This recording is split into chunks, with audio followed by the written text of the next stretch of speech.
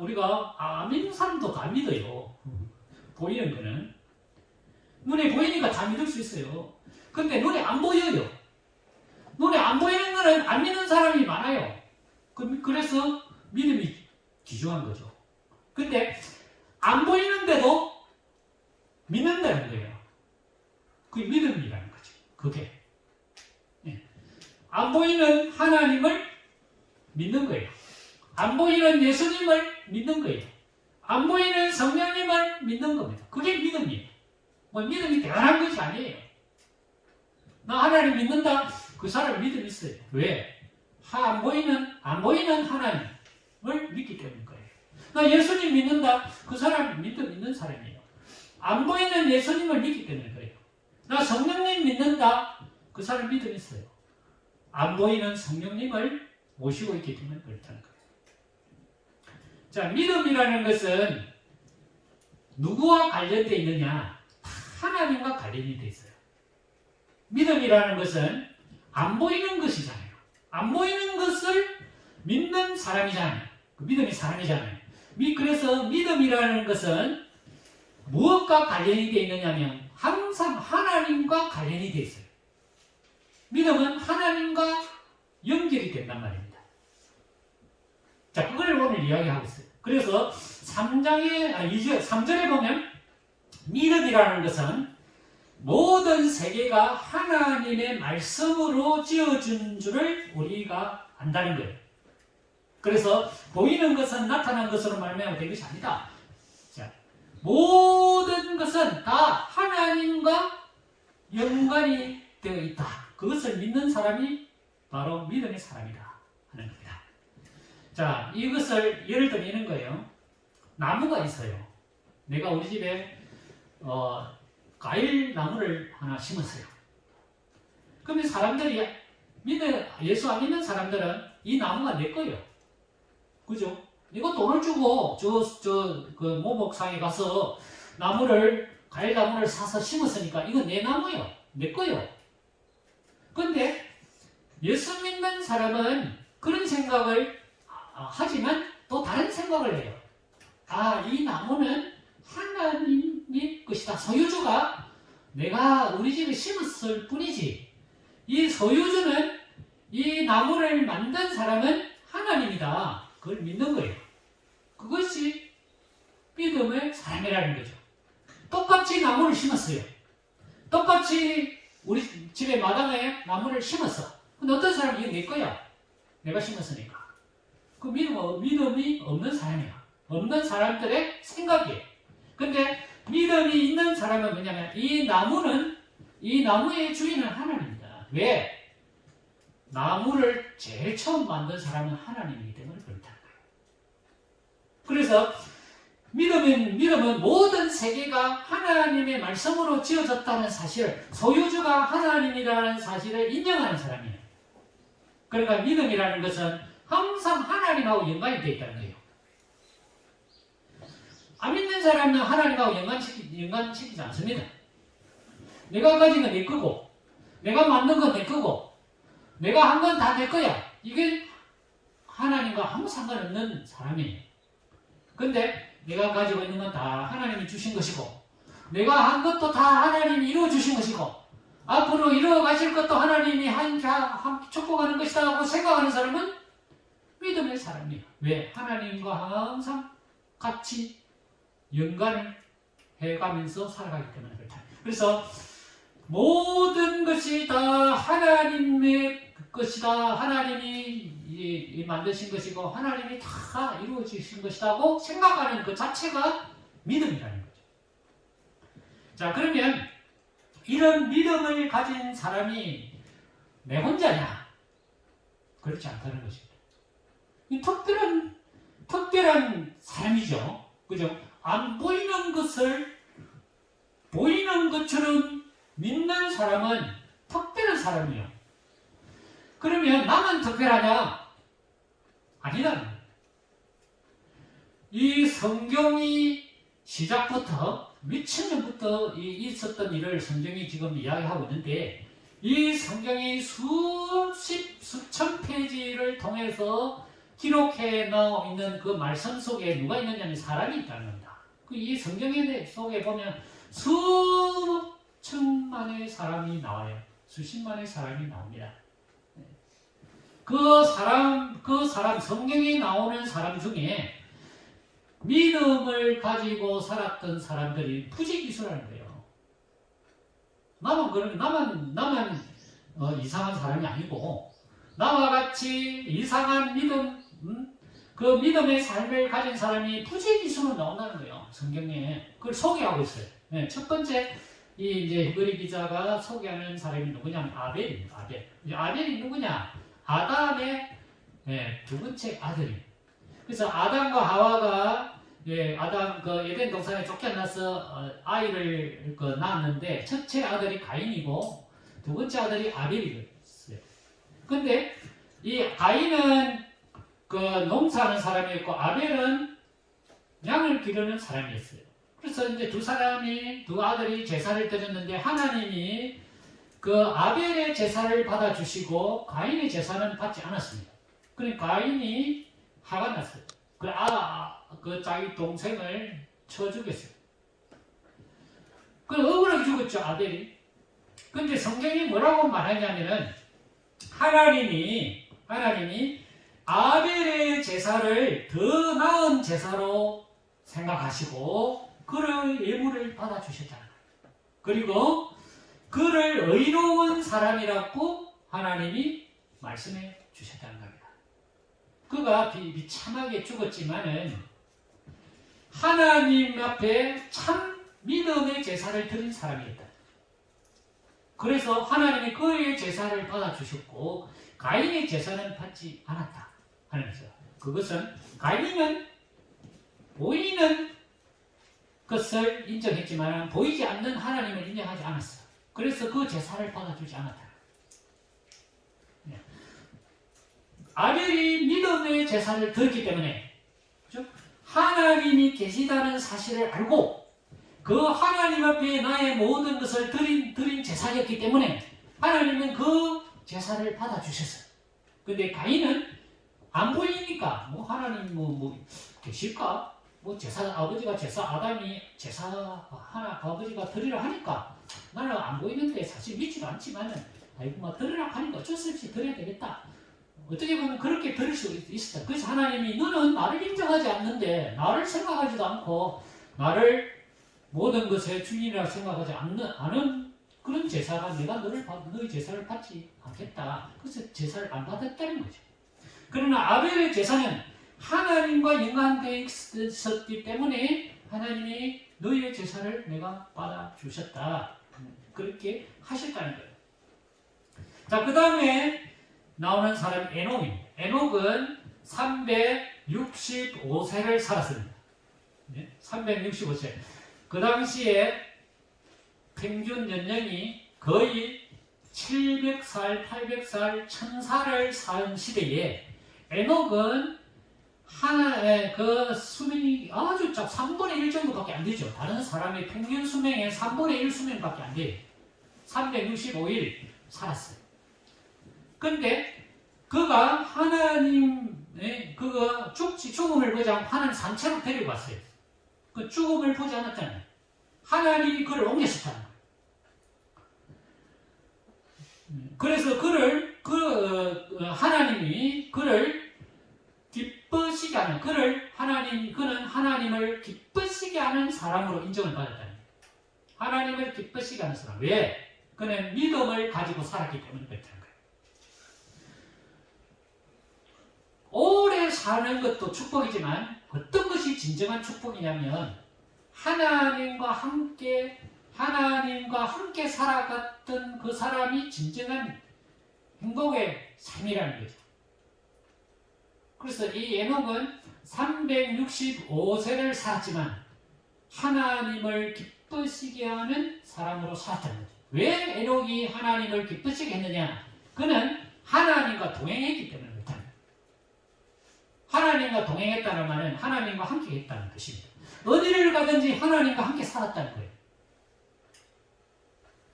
사람이 그렇게 사는 것은 어렵습니다, 여러분. 우리가 무엇을 하든지 항상 하나님과 함께 내가 살아간다는 것은 정말 어려운 거예요. 그런데 그걸 하나님이 기뻐하신다는 거예요. 그래서 여기 보면 하나님을 기쁘시게 하는 사람이었다. 왜? 그는 하나님과 동행했기 때문에, 그는 항상 하나님과 살았기 때문에 하나님이 그를 굉장히 사랑했다. 하나님이 마음이 흡족했다. 그랬어. 자, 그 다음에 믿음으로 살았기 때문에 에녹은 실패한 사람이 아니에요. 에녹의 아들이 누구냐? 무두셀라예요. 무두셀라는 최고의 장수의 사람이었어요. 969세를 살은 사람이에요. 성경에서 최고를 장수한 사람이 에녹의 아들이었어요. 여러분, 우리가 믿음으로 산다고 하면 우리가 인간적으로 볼 때 저 사람 실패했다. 남들 사는데 3분의 1 수명밖에 못 살았어.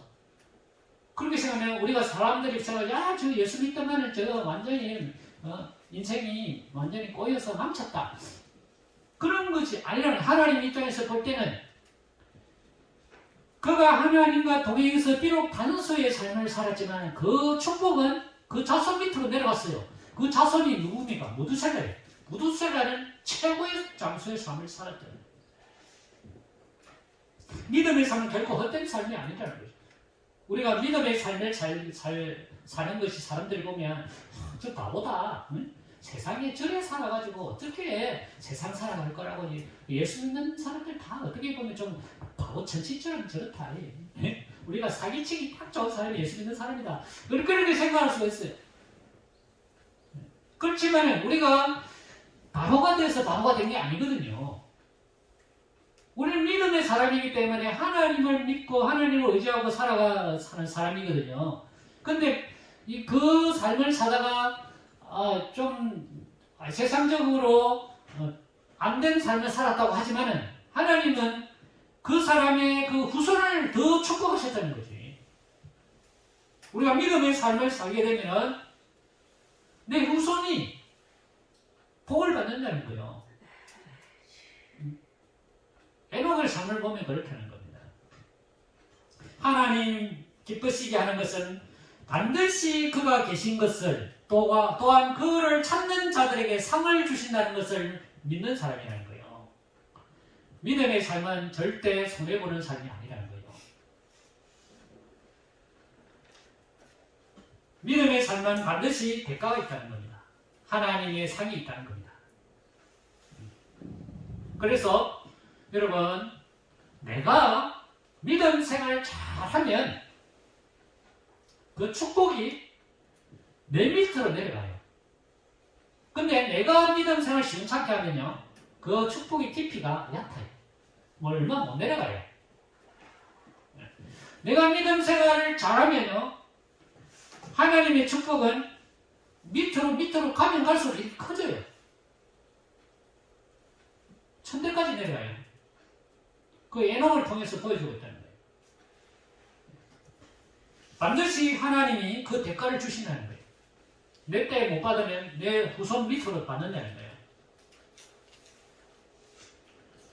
자, 그 다음에 믿음의 삶을 살았던 사람 노아를 이야기하고 있습니다. 노아는 그 500살 때 하나님이 노아에게 방주를 지으라고 말했습니다. 그때 이미 세 아들이 났어요. 셈, 함, 야벳이라는 셈과 이 세 아들이 났어요. 500살이 됐어요. 그때 하나님께서 너는 방주를 그 배를 산 꼭대기 지으라고 그렇게 말씀하셨어요. 말이 됩니까, 여러분? 배는 바닷가에 지어야죠. 모든 세상의 배는 다 바닷가에서 배를 모아요. 그래야 배를 바다에 띄울 거 아닙니까? 그죠? 근데 하나님 뭐라고 말씀했냐면, 최고 높은 꼭대기에다가 배를 지으라는 겁니다. 말이 됩니까? 상식으로 이해가 안 돼요. 그렇지만 노아는 순종을 했어요. 하나님이 하라니까 예 알겠습니다 하놓고 100년 동안 그 방주를 지었어요. 여러분, 100년을 사람들이 뭐라고 했겠습니까? 얼마나 조롱을 했겠습니까? 저 바보 천치가 도대체 제정신이가 배를 바닷가에 지어야 되는 사람이 저 사람이 저 꼭대기에 가서 배를 지어가지고 말이지 그걸 100년 동안 사람들이 욕하고 다니면 그 얼마나 힘들겠어요. 600살 되릴 때 홍수가 왔어요. 비가 쏟아졌다면 사람 다 죽고 누가 구원됐냐? 딱 노아의 8식구가 구원을 받았어요. 이것은 믿음으로 살게 되면 하나님이 구원해 준다. 구원을 선물로 주신다는 말씀이에요. 믿음으로 산다는 거 이렇게 어려워요. 그렇지만 우리가 하나님의 말씀을 믿고 의지하고 믿음으로 산 사람은 반드시 하나님이 구원의 선물을 주신다는 거예요. 구원의 선물. 오직 믿음으로 말미암아 구원 얻는다. 이게 굉장히 중요한 우리 기독교의 핵심 진리의 말씀이에요. 그래서 우리가 믿음을 가지고 있을 때 구원의 놀라운 축복을 받게 된다. 그 다음에 아브라함은 내 본토 친척을 떠나서 내가 너에게 보여줄 땅으로 가라. 말씀 듣고 순종한 사람이에요. 그 믿음 없이는 절대 그렇게 할 수가 없어요. 하나님께서 아브라함에게 명령을 내렸을 때 그는 아무 이야기를 하지 않고 꼭 그대로 순종했다는 거예요. 눈에 보이는 거 없어. 네가 땅을 주겠다 이랬는데 실제로 땅에 가진 게 없어요. 그렇지만 그 하나님 말씀을 믿고 순종하면서 하나님의 인도하심을 따라서 갔다. 그래서 그는 순종했다는 거죠. 믿음으로 순종했다. 자, 그리고 난 다음에 그 믿음의 순종이 이삭, 야곱, 자기 후손 밑으로 내려갔다는 거예요. 이 모든 후손들이 다 하나님의 그 성이 있다는 것을 바라보면서 인생을 살았다. 눈에 보이는 건 없지만 하나님이 내가 너에게 주겠다 하는 그 땅이 손에 잡힌 것이 없었지만 그 후손들이 아브라함을 비롯해서 아브라함의 후손들이 모두 다 하나님이 주시는 그 성을 바라보면서 살았다. 나그네로 살았다. 이 세상의 것이 내가 가야 할 것이 아니고 내가 영원히 머물 것이 아니고 내가 가야 될 본향이 있다. 하늘의 본향이 있다. 나는 그곳에 갈 것이다. 하나님이 나에게 약속하신 본향으로 갈 것이다. 그 본향에 생각하면서 살았다. 평생을 살았다. 자기만 그런 것이 아니라 자기들의 후손들이 다 그렇게 해서 살았다. 그 다음에 아브라함은 시험을 받을 때 이삭을 독자인 자기 이삭을 아무런 조건 없이 하나님 앞에 드렸다. 왜 그가 하나님 앞에 제물로 바쳤느냐? 하나님이 주신 거니까 하나님이 살릴 줄 믿었다는 거예요. 정말 믿음의 사람 아브라함을 보면 우리가 상식적으로 생각을 할 수가 없어요. 그죠? 어떻게 하나님께서 100살 때 주어진 아들을 죽여서 나한테 제물로 바치라 하니까 진짜 그걸 제물로 바치는 거예요. 그 아브라함이 왜 그렇게 했느냐? 100살 때 기적을 통해서 나에게 아들을 주셨기 때문에 내가 죽여도 하나님은 내 아들을 살릴 것이라는 그런 믿음을 가지고 자기 아들을 죽이려고 했다는 거예요. 네, 그 내용이 그렇게 19절에 나와 있어요. 그가 하나님이 능히 이삭을 죽은 자 가운데서 다시 살리실 줄로 생각했다. 네? 믿음은 죽은 자를 살리는 하나님의 능력을 믿는 겁니다. 이 믿음은 어떤 믿음이냐면 예수님의 부활을 믿는 믿음이에요.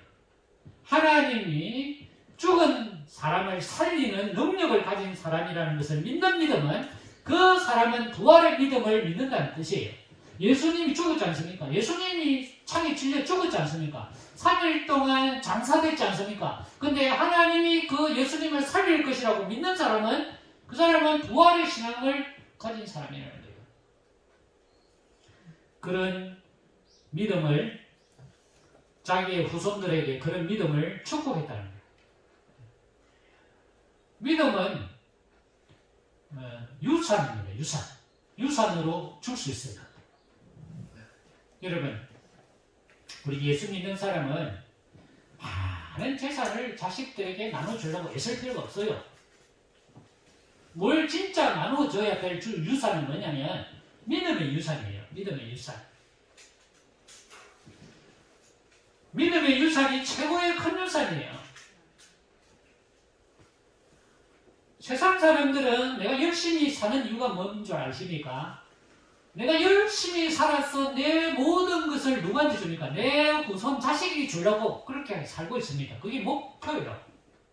그런데 믿음의 사람은 세상에 보이는 것을 자꾸 자식에게 주려면 자식을 망쳐요. 하나님의 재산을 주려고 노력해야 돼요. 이게 믿음의 사람이 주어야 할 유산이에요. 그게 누가 그랬느냐? 아브라함이 그랬어요. 아브라함이 자기 아들 이삭에게 믿음의 유산을 남겨줬단 말입니다. 믿음의 유산. 하나님이 너를 살렸다. 너도 그렇게 하나님을 믿고 살아라. 비록 네가 혼자지만은 하나님의 믿음을 가지고 살면 너의 후손이 바다 모래설처럼 많아질 것이다. 그 유산을 아브라함이 이삭에게 주었다는 거예요. 그 이삭이 혼자예요. 혼자. 독자야. 혼자 믿었어요. 하나님 믿었어. 아버지의 주시는 유산을 받았어요. 땅을 받은 게 아니에요. 아버지의 믿음의 유산을 받은 거예요. 그런데 이 이삭이 아들을 낳았어요. 그게 야곱이잖아요. 야곱과 에서잖아요. 두 아들, 두 쌍둥이 낳았거든요. 하나님의 축복의 상징이죠. 쌍둥이는. 다른 사람 하나 낳는데 자기는 두 개 낳는 거예요. 그죠? 하나님 너희를 축복했다는 뜻이지. 그죠? 그 야곱이 12아들을 낳지 않습니까? 그죠? 12아들이 몇 명만, 70명 낳았어요. 마지막에 요셉이지 않습니까? 요셉이 애굽 땅에 70명 데리고 들어갔거든요. 나중에 되니까 450년 지나니까 60만 명 됐어요. 후손이요. 아브라함의 후손이 60만 명이 됐단 말입니다. 그 믿음의 유산이에요. 믿음의 유산. 믿음의 유산을 남기니까 하나님이 축복하는 거죠. 하나님의 축복은 채소가 따블이에요. 따블. 그죠? 쌍둥이 따블이에요. 우리가 하나님의 유산을 남겨야 돼요. 그게 어떤 유산이냐? 믿음의 유산이에요. 믿음의 유산을 남기지 않으면 내 때에서 끝납니다. 여러분. 왜 그러냐? 믿음은 하나님과 연결이 되어 있다고 말씀했지 않습니까? 그죠? 하나님과 연결이 되어 있어요. 내 자식이 축복을 받으려면 하나님과 연결이 돼야 되는 거예요. 그래야 진정한 하나님의 축복이 자식한테 내려오는 거죠. 하나님의 축복은 믿음의 줄을 타고 내려오는 겁니다. 내 자식이 믿음이 없으면 끝이에요. 하나님이 아무리 주려고 해도 끈이 없어요. 내려오는 전선이 없어요. 전기가 못 들어와요. 하나님의 축복은 믿음의 전선을 타고 들어오는 것입니다. 그래서 내가 진정으로 남겨주어야 할 유산은 믿음입니다. 믿음을 남겨줘야 내 자손과 내 후손이 복을 받는 것입니다. 우리는 그것을 확신해야 됩니다. 그 다음에 믿음의 유산을 받은 사람이 누구냐? 모세입니다, 여러분. 모세가 참 어떻게 보면 참 불우한 시대에 태어났어요. 모세는 모든 남자는 다 죽어야 하는 운명에 처한 그런 시기에 태어났단 말입니다. 얼마나 불행한 인생입니까? 그것도 태어나자마자 바로 죽였어요. 근데 왜 살았습니까? 자기 아버지가 엄마가 믿음의 사람이었거든요. 그래서 난 죽일 수가 없다. 내가 죽더라도 내 자식은 죽일 수가 없다. 하나님이 나에게 주신 자식을 내가 왜 죽이냐? 안 죽였어요. 숨겼어. 그래서 살았어요. 모세의 아버지가 부모가 아름다운 아이를 보고 석 달 동안 숨겼어. 그것도 왕의 명령을 무서워하지 않았다는 거야. 왜 무서워하지 않겠습니까? 믿음이 있었기 때문에. 왕보다 높은 더 큰 왕이 계신다는 거예요. 그 큰 왕이 하나님이라는 거예요. 나는 하나님 믿기 때문에 당신이 하는 명령은 안 듣겠다 이거예요. 자기 목숨이 날아가는 한이 있더라도 나는 당신의 명령을 듣지 않겠다. 그래서 모세가 살았어요. 그래서 모세가 살았는데 어떤 사람이 됐냐? 사람들을 수많은 사람들을 구원시키는 놀라운 하나님의 도구로 사용받았다는 거예요. 그는 27절에 보면은 보이지 아니하는 자를 보는 것 같이 하여 참았다. 네. 모세 속에 뭐가 있었습니까? 아버지 부모의 믿음이 있었어요. 그래서 그는 애굽의 그 왕을 바로를 두려워하지 않았어요.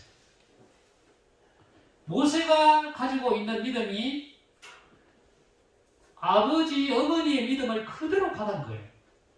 그러니까 모세가 애굽 바로 왕에게 담대하게 나섰어요. 무엇 때문에 그렇겠습니까? 하나님의 믿음이 있었기 때문인 거예요. 당신보다 높은 하나님을 나는 가까이 하는 사람이라는 거예요. 그래서 찾아가서 우리 백성 내놔라. 그죠? 목숨을 걸고 찾아간 겁니다, 여러분. 목숨을 걸고. 두려워하지 않았습니다. 네. 그 다음에 믿음을 통해서 그는 장자로 멸하는 자로 그들을 건드리지 않게 하려 한 것이다. 네. 믿음을 통해서 피 뿌리는 그 예식을 정했다는 겁니다. 믿음을 통해서 여리고성을 무너졌어요. 믿음을 통해서. 믿음을 통해서 기생 라합이 살았어요.